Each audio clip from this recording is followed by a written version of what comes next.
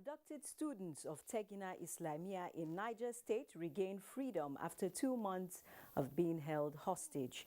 Nigeria records 834 new cases of COVID-19, indicating a rise in cases, with River State taking the lead.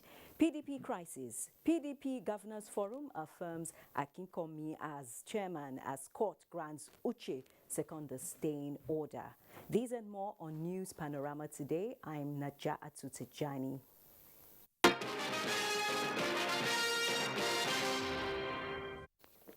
The released pupils of Salihu Islamia School Tegina have left the medical facility which they were taken to on yesterday for checks. Our correspondent Mukhtar Abubakar Wowo reports that the pupils are heading to Niger State Government House before they are reunited with their family. The governor is scheduled to meet the children and address the media. NTA will keep you abreast of the development.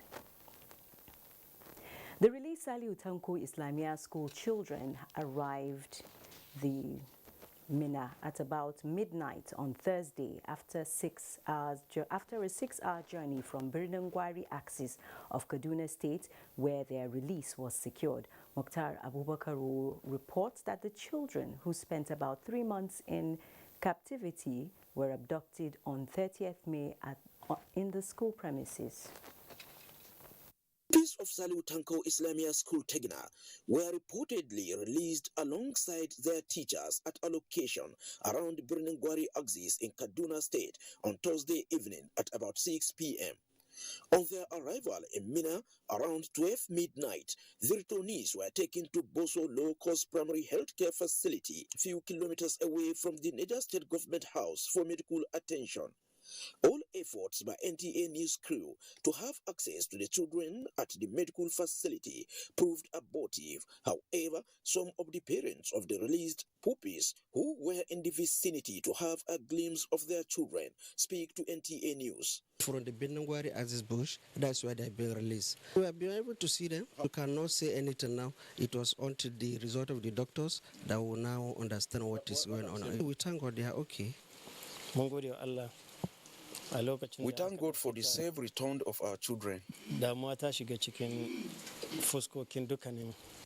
State Governor, who visited the medical facility midnight while speaking off camera, said the details regarding the release of the puppies will be known at a press briefing on Friday at noon. 136 pupils of Salihu Tanko Islamia, alongside their teachers, were abducted on the 30th of May this year during Islamic lessons in Tegina. In Mina, Mukhtar Abubakar, NTA News. Meanwhile, Governor Abubakar Sani Bello of Niger State is advocating a robust synergy with other bandit-prone states to adapt workable strategies to end the activities of men of the underworld. The governor gave this indication when he paid a working visit to Maandu, a border community with Zamfara State. Husseina Musa reports. Maundu, a quiet community in Niger State, is about 80 kilometers from the council's headquarters, Mariga local government area. The community was reportedly dislodged about a year ago following the activities of bandits in the area. This sad reality has compelled the farming households to abandon their ancestral homes and take refuge in some adjoining communities, with attendant consequences on their source of livelihoods, farming and livestock production. Apparently touched by the plight of the community and part of efforts to restore sanity in the area, the state governor Abubakar Sani Bello, in company of key government officials and heads of security agencies, rode on motorcycles covering a distance of more than 20 kilometers to access Maundu from Kasuan Garba, a major weekly village market. The governor, who expressed sadness over the level of havoc wreaked on the village and its infrastructure, commended the efforts of security operatives deployed to the community to restore peace. Soon, the residents of Maundu will start coming back home to attend to their farms. In Mina, Husseina Musa, NTA News. Now, the National Economic Council, NEC, has resolved to facilitate programs to ensure the integration of children who are at risk of becoming vulnerable as a result of some crises in the country. This formed part of discussions at the NEC meeting, which was held virtually. State House correspondent Aliu Kabir reports.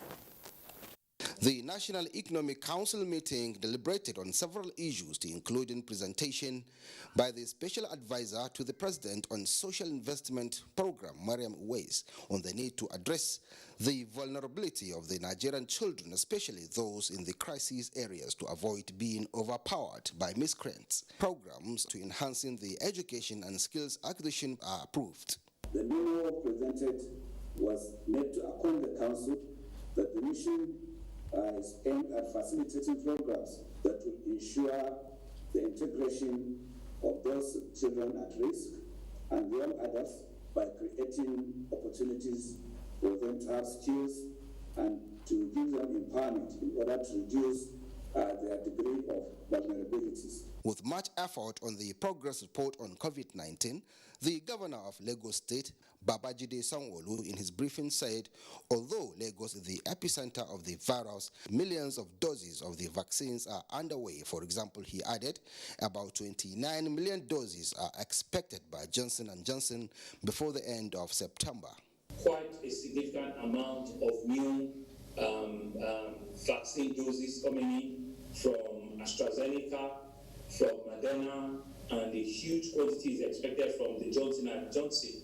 The Council also discussed on the need for various states to submit their report on the NSAS crisis for further deliberations, as few states have submitted their final reports to government, to include Abia, Ekiti, Enugu, Gombe, Kwara and Rivers, with the interim report by Lagos State government. Other states are yet to submit their reports, that is 19 of them. The Vice President may urge the states that have not submitted their reports to immediately submit their reports so that before the next meeting of NEC, the Vice President has directed to have a committee to come out with local solutions on how the activities what this organization will immediately impact also. The virtual meeting was presided over by the Vice President, Professor Yemi Oshimbajo. From the State House, Aliu Kabir, NTA News. The Inspector General of Police, Usman Al-Ali Baba, has received the report of the Special Investigation Panel on the alleged indictment of the former head of Police Intelligence Response Team, DCP Abba Kyari, by the Federal Bureau of Investigation, FBI. A statement by the force indicates that the report was submitted by DIG Joseph Ibonike, chairman of the Special Investigation Panel, who revealed that the report presented contained the case file of the probe, evidence and findings, as well as testimonies from DCP Abba Kyari and other persons and groups linked to the matter. Meanwhile, the IGP reiterates commitment to the course of justice and gives assurance of careful and expeditious review of the recommendations to be undertaken by the force management team and thereafter forwarded to appropriate quarters for necessary action. The Secretary to the Government of the Federation, Boss Mustafa, has inaugurated a 12-man interministerial committee which will ensure successful conduct of activities to mark Nigeria's 61st independence anniversary. Kenneth Nanim reports.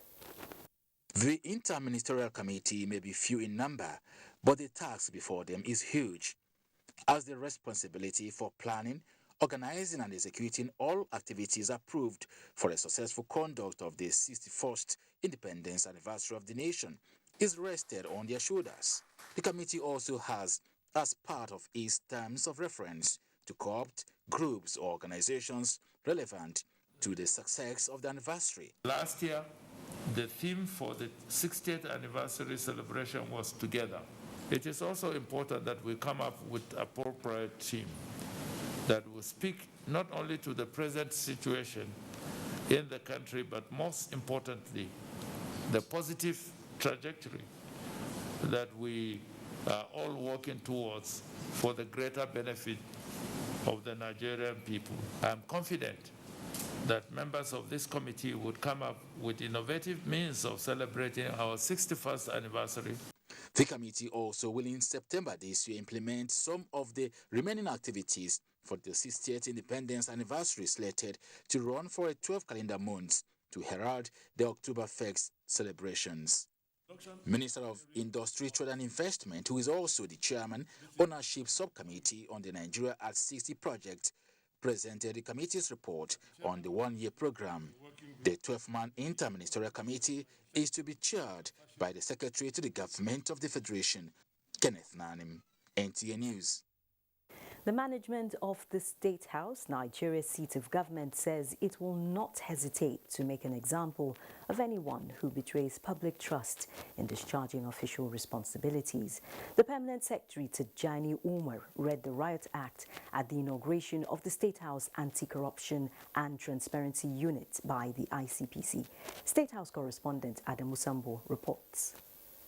The inauguration of the Anti-Corruption and Transparency Unit has been described by the ICPC as a further testament and commitment by the State House management to being at the forefront of driving the broader anti-corruption initiatives of the federal government. Act 2 is not a parallel authority to management.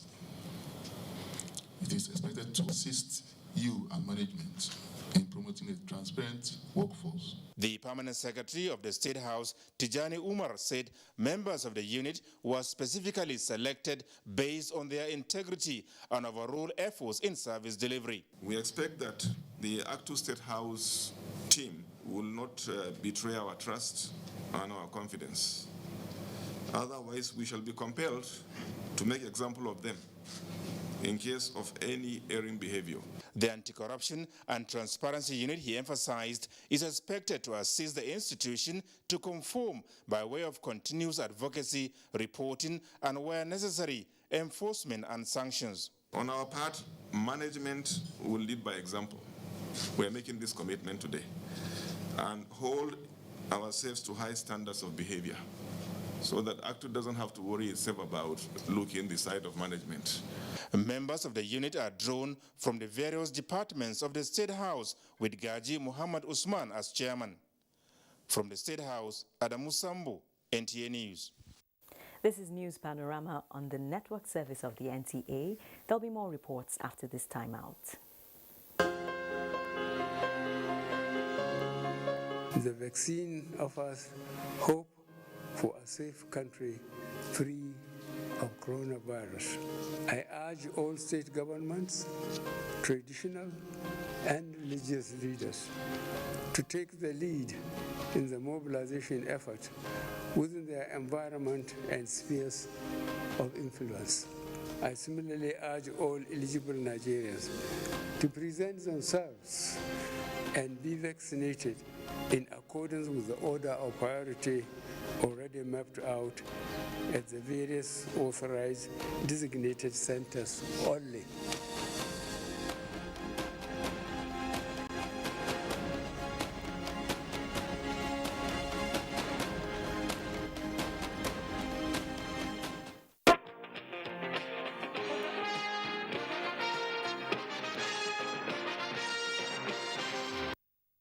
Thanks for staying tuned. To reduce overdependence on foreign goods, stimulate the growth of local markets and improve the industrialization drive of the federal government, the African Continental Free Trade Area has organized a workshop with key stakeholders in Lafia, the Nasarawa state capital. Bilkisu Umar Guruku reports. The African Continental Free Trade Area is an initiative adopted by African Union which aims at creating a single market and deepening the economic integration of the continent. National Action Committee of the organization was in Nasarawa State to engage stakeholders on how best to improve trade between the state and other states by facilitating investment across to achieve sustainable and inclusive socio-economic development. There are so many areas of investment that the state can look at. Our mission is to help them to identify priorities, set those priorities properly, and then be able to effectively implement those priorities. We can pick which suits best for Nasarawa State, whether it's in agriculture, whether it's in mining, whether it's in services, and then export it out to the world. Participants said the workshop is a viable initiative that will enhance the growth of businesses with the support of the state government.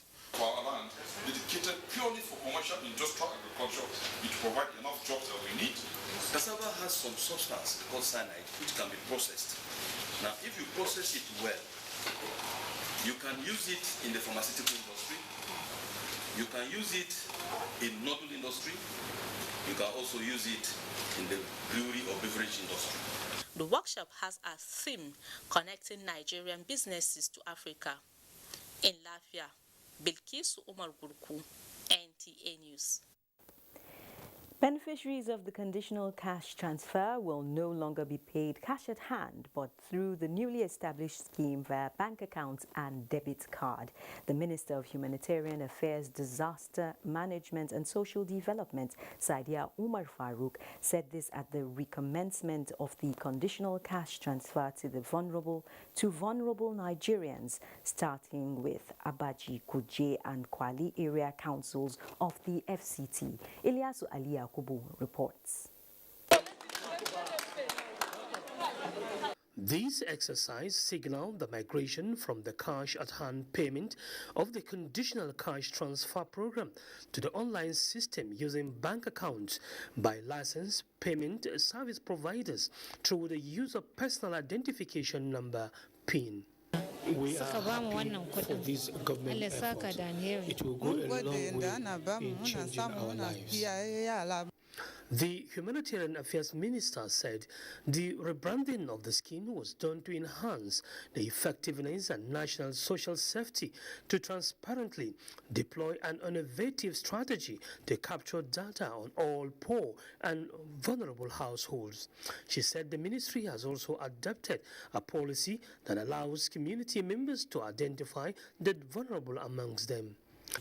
With this development, beneficiaries can access or control their accounts using personal identification numbers, perform all transactions like withdrawal, bank transfers, and bill payments, etc.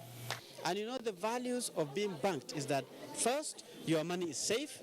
Second, you will be encouraged also to start saving.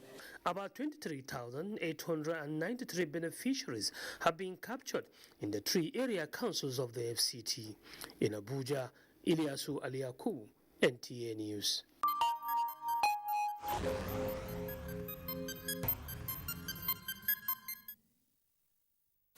The Nigeria Center for Disease Control, NCDC, has announced 835 new cases of COVID-19 in Nigeria within the last 24 hours.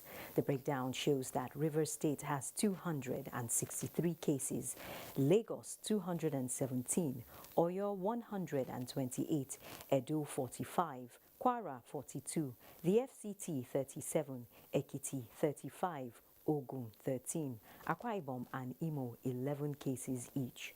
Bayelsa has 10 cases, Plateau 7, Delta 4, Kaduna 3, Benue, Niger and Sokoto 2 cases each. Abia, Ebonyi and Nasarawa 1 case each. Nigeria now has 189,715 total confirmed cases of COVID-19, out of which 169,626 patients have been treated and discharged, while the death toll is now 2,298. In October this year, the federal government is to commence payment of the minimum wage arrears owed non-teaching staff of Nigerian universities. The Minister of Labour and Employment, Dr. Chris Ngigi, says this is already captured in the 2021 supplementary budget. Joseph Watson reports. Under the umbrella of the Joint Action Committee, JAC, the Non-Academic Staff Union of Educational and Associated Institutes, NASU, and Senior Staff Association of Nigerian Universities, SANU, meet with representatives of the federal government to take stock of the signed February 2021 MOA implementation. Payment of consequential minimum wage arrears is among key issues on the table. The problem was that it was difficult to get the actual number of people, the genuine people that this money is due to, because from 2020 up, a lot of people have entered the service. So this was the problem. Time frame with a minimum of 2 weeks were agreed upon for sorting out matters surrounding retirement benefits and hazard allowances. The issue of payment of responsibility allowance, our heads of units, we have succeeded in getting them to pay others who are affected, like registrars, bursars, and the others. But they omitted heads of units. So we have insisted that these heads of units should be paid. The visitation panel to federal universities is also to submit its report next week, while issues of renegotiation of FGN, NASU and SANU agreement is to be arranged by parties when they meet. In Abuja, Joseph Utsen, NTA News. The federal government has expressed willingness to support states which are committed to ensuring safety in times of emergencies.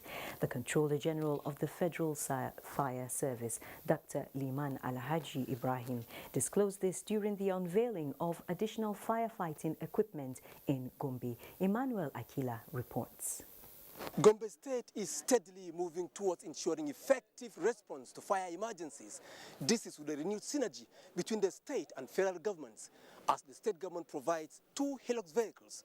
At the time, the Federal Fire Service is deploying a truck to ensure effective response to fire incidences across the state. These additional equipment are to complement the earlier ultra-modern firefighting equipment deployed by the Federal Fire Service to Gombe State. We are here today, sir, to present to you the firefighting truck, which we pledged we're going to donate. Governor Mahmoud Inouye Yahya reassured the further commitment in working with the Federal Fire Service. No amount of money is too much for us to put in a bid to save lives and property of the people. The Gombe State government is ready and willing to synergize with the federal government in order to provide security and in order to provide safety. The governor also provides a site for the Federal Fire Service to set up a base in Gombe. Emmanuel Akila, NTA News. And now to the PDP crisis. The crisis rocking the People's Democratic Party seems to have taken another twist this Friday, with uncertainty staring an ongoing caucus meeting in the face.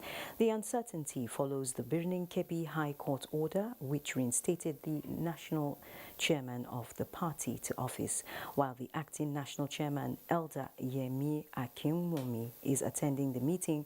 Party chairman is back in the office and not allowed to be part of the meeting for now. PDP governors and former Vice President Atiku Abubakar, as well as the National Assembly leadership of the PDP, are attending the meeting. Details in our subsequent bulletin. Now, the Nigerian Television Authority and its military counterpart, the Directorate of Defense Information, are mapping new tactical efforts to ensure fair representation to change the status quo in conflict reportage during live security situations. The report. Ready for battle, not armed with guns and bombs this time, but with the right information. The Director of Defense Media Information, recognizing the danger of wrong information in conflict-sensitive reports in the media, is on a mission to reset records with the support of the Nigerian Television Authority, well known for its campaign against fake news and hate speech. The truth must be told. It might not come when required, so that we don't put the troops into any form of jeopardy. We discussed the need for us to sit down and reassess our coverage of the armed forces, especially in the various theaters of operation. Because television is all about pictures.